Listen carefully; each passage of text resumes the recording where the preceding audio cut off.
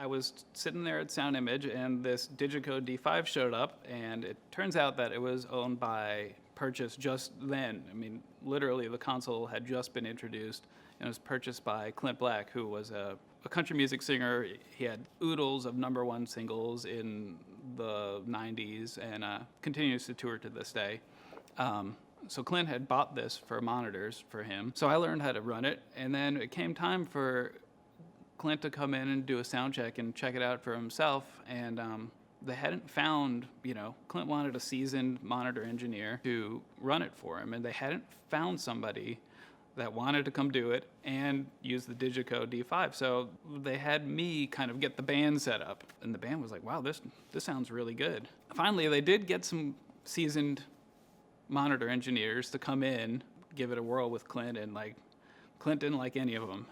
And he was like, what are we going to do? And they had a show coming up, I think it was in New Jersey at one of the big amphitheaters there. So they had a big show coming up.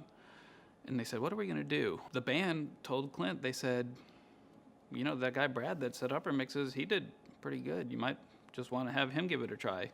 So with much reluctance, Clint said, yeah, okay, I'll give it a try. And it was a leap of faith for him. It was a leap of faith for Everett at Sound Image. It was a leap of faith for me. I maybe had to pretend I knew a little bit more than I did. The signal flow of that console is and was great. And what I learned at MTSU really helped me. We didn't use live sound consoles, but there was a Studer digital console there. So the concepts and signal flow were similar. So they gave me a shot. And they did have Clint's old monitor engineer that first show come out and kind of shadow me, but he didn't know the console at the time either. So that turned into about, 10 years on and off with Clint for me, which was just kind of crazy. Clint took some time off, and I worked with a few other artists. I worked for Joe Nichols and Trace Atkins. How I ended up with Blake was I was working at Sound Image. I did a lot of shop work over the years, and Blake had owned his own equipment. He owned a Midas monitor console, I think, and I think they were renting the front of house console, and they were picking up a whole new system from Sound Image, and I was helping put it together for them. And I think at the time, Blake's front of house engineer was on an analog console. He hadn't really switched to digital yet. So I kind of helped him put it together and helped him navigate the new digital console realm. And they liked me, I guess. But at the time I was, with maybe Trace, and they didn't really ask to hire me. But, personnel changes happen.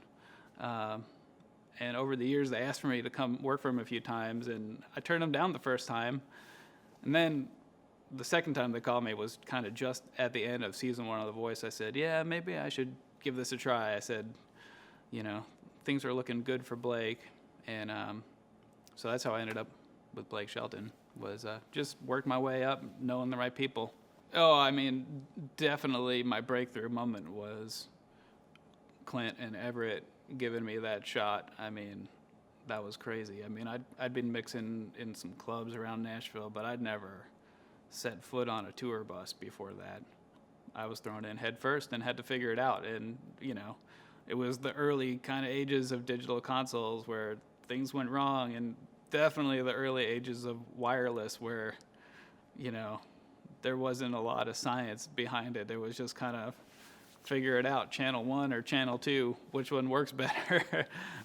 So, I would say that I prefer doing monitors. I like the instantaneous aspect of it. I like especially working with people who are picky and kind of can tell me what they want or what they don't want. And I kind of like having the direction.